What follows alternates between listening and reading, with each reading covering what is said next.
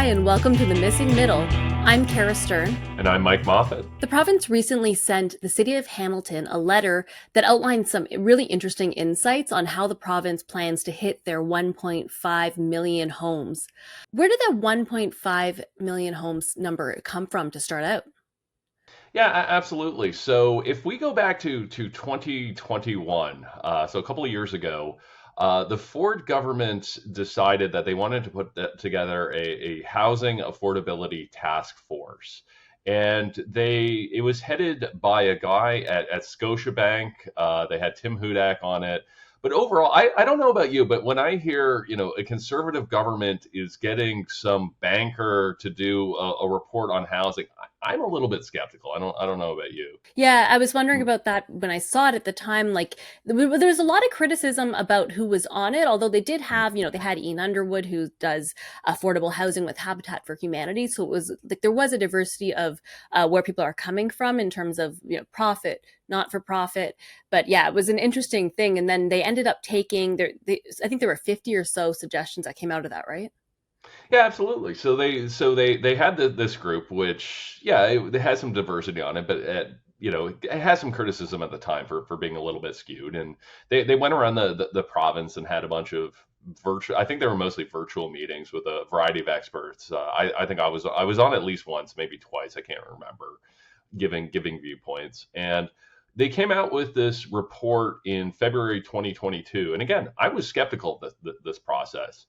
And the report was phenomenal. It was just, it was exceptionally well done. It was well written. It understood the problem, and it had 55 recommendations that were actually actionable. A lot of these reports are kind of like governments should consider X, Y, Z when doing A, B, C. And you're like, okay, great. This was like, no, you got to have fourplexes as of right. You got to do this. You got to do this. You got to do that. And out of that, they had this 1.5 million target. They said, okay, the provincial government should set a 10-year housing target of 1.5 million homes. But they didn't really give any details about that. They didn't. They didn't say what this thing was. They didn't even describe essentially what the 10-year period was that they were measuring, what the units were, anything about that. Just this target. The Ford government, one of the first things it did was adopt this target. Say, okay, yep, we're gonna put this 1.5 million home target out there, and that was it for a while. Like nothing really happened. I remember that you said something about how they had to take, I think what you said was they would have to take their best year that we've ever had, double that, and do it every year for 10 years to hit the target. Is that right?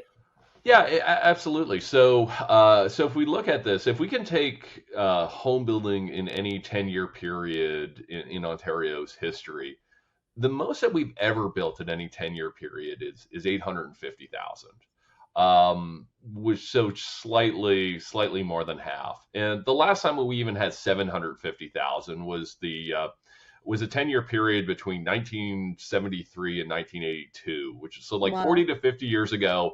The frame of reference I always use for the boomers is like this is when the TV show MASH was on the air and actually making new episodes. My grandmother Uh, loved that show. I love it. I absolutely love it as well. And I always have to make things boomer friendly. So we have to make the double. And to be honest, again, I was a little bit skeptical of this 1.5 million housing target because I had written a report the year before saying, I think we need about a million homes. But there were some things that we overlooked in the report. So we kind of reran the numbers with the plan to kind of debunk it. Say, you know what? Oh no, these guys are overestimating it. This is too much. So we did this big Excel model. We threw in all these kind of variables. I hit enter and I got 1.503 million. And I was like, oh, okay, great. Okay, these guys are right. So I ended up writing a very different report than the one I thought I was writing.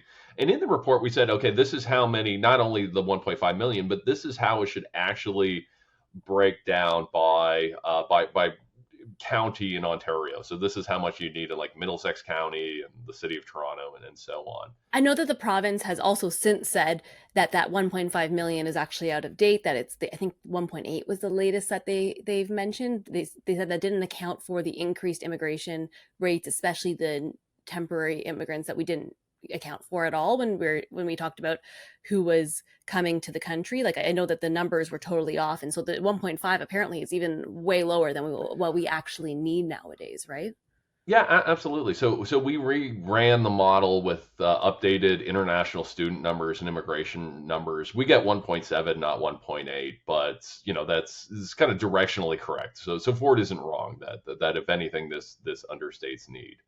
So what the Ford government did then with their 1.5 million is they and I'm going to say this was completely coincidentally, but they did what our paper did, and they sort of broke this down into areas, but by municipality. So they said, okay, this is how many of that 1.5 million over 10 years. This is how many London needs and Ottawa needs, and so on for 29 of the biggest municipalities in Ontario. But there was a problem. There was a problem with that. That first of all, they didn't define what 1.5 million homes were, or Toronto share of 285,000 was. Are you counting homes that get completed, homes that get start? Like, what is a home? Does it include adding a laneway house or something like that? They didn't really define it. And then they made all 29 of these municipalities sign a pledge saying, okay, we'll do this, we'll meet this target, which is ill defined, and with the penalty that if cities don't meet that target, absolutely nothing happens. There's no penalty at the time. There was no penalty whatsoever for not hitting it. So I don't know about you, but if somebody says, okay, well, you have to do this thing, and if you don't, it's fine. Yeah, you don't really have to do it then. You're not going to take it really seriously, right? You're, Yeah. you're not at all going to take it really seriously. And so this was a bit of a problem. So what the province decided to do was say, okay, well, we need to incentivize this. And one of the things that they were hearing from municipalities is one of the bottlenecks of building all these homes was having all the supporting infrastructure, the roads, the sewers, all of that kind of thing. So the province got a really clever idea that they modeled after something the Labor government is doing in Australia, saying, well, what we can do is we'll set up an infrastructure fund, but we will only give money if cities hit a housing target. Which so you kind of two birds one stone. You go, okay, well, we're giving cities the infrastructure they need, but now we've actually put some teeth um, on this housing target. But to do that, they had to make annual targets, right? Because it's not much of an incentive for a current government that says, okay, you've got to meet this condition by 2031, Mm. or else nothing happens. So they set this annual target. And recently, they sent a number of letters to municipalities. I saw the one from Hamilton. Colin DeMello was nice enough to send me a copy that basically breaks down the 10-year targets into annual targets for each of the cities and says, okay, this is what you need to do to get this infrastructure money. So now people care.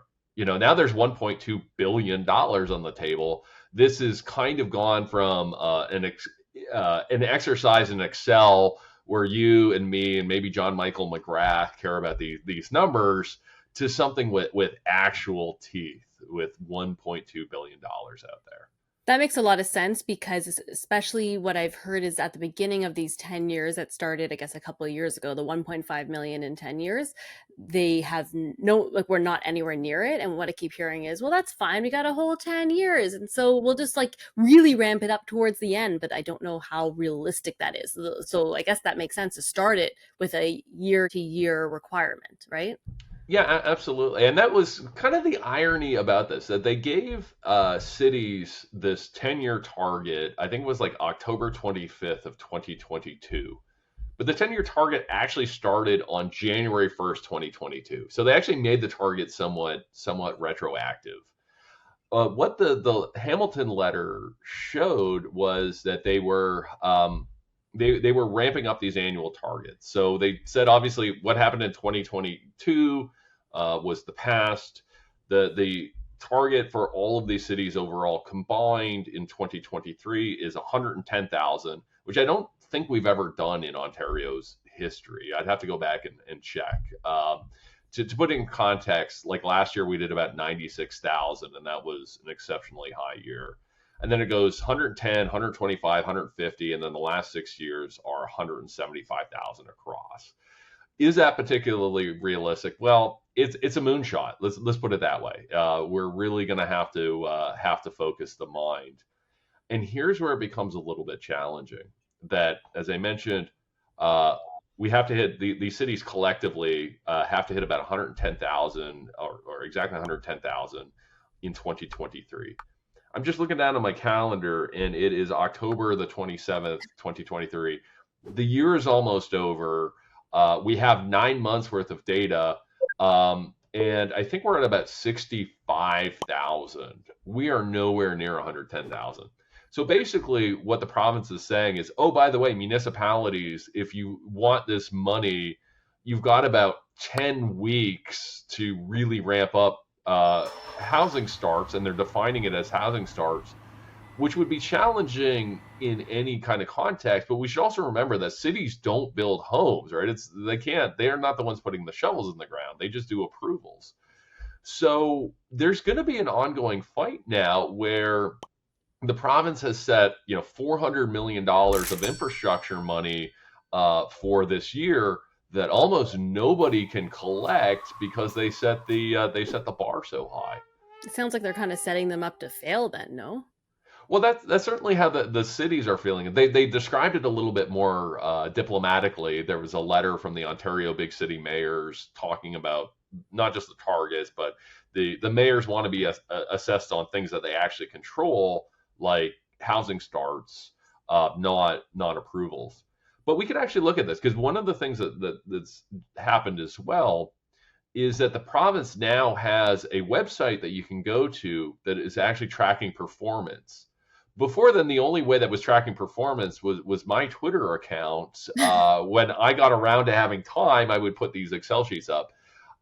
They did something that looked very similar, and I'm happy to have inspired them. That shows how cities are performing. And there's 50 cities that are eligible for this money, the original 29, and then they put in 21 smaller municipalities. In order to get any money whatsoever, a city has to hit 80% of their target. And to get the full amount of money, they need to hit 100%. And to go above that, if they go above that, they get some bonus money. Okay, so we've got 50 municipalities. Right now, if things play out like they have over the first 9 months of the year, we've got 9 cities who are at 100% on target or higher. And the interesting thing about it is it's 8 small municipalities, and the city of Toronto, interestingly Oh, enough, is doing really well. So, that's so surprising. it is surprising, and the politics of it here is that Doug Ford may be sending Olivia Chow a pretty big check in the next little while. So you've got 9 cities who are doing very well by this metric. Another 3 that are in that 80 to 100% range.